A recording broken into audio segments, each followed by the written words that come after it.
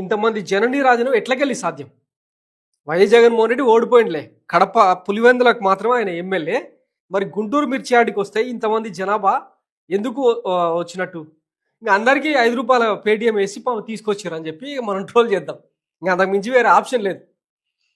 నిన్న Vijayawada sub jail నుంచి అది అయిపోయిన తర్వాత వితిన్ మినిట్స్లోనే రేపు గుంటూరు మిర్చియాడ్కు వైఎస్ జగన్మోహన్ రెడ్డి వెళ్ళబోతున్నాడు, పర్యటన ఖరారైంది అని చెప్పంగానే ఇంకా మన కూటమి కీలక నేత విజనరీ చంద్రబాబు గారు ఇమ్మీడియట్గా ఆక్వా రైతులతో, మిర్చి రైతులతో, ఆ శాఖ అధికారులతో ఒక ఎమర్జెన్సీ మీటింగ్ కండక్ట్ చేసిండంటేనే ఇక ఎంత ఉచ్చగారిపోతుందో అర్థం చేసుకోవచ్చు అనమాట.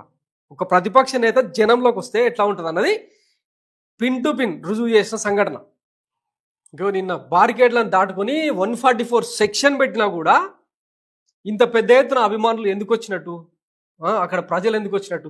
2 గంటల నుంచి ఏ మిద్దె కూడా ఖాళీగా లేకుండా జనాలంతా అంత పెద్ద ఎత్తున బెజవాడ జనమంతా కూడా ఇంత పెద్ద ఎత్తున ప్రపంచం వల్ల ఎందుకు వచ్చినట్టు?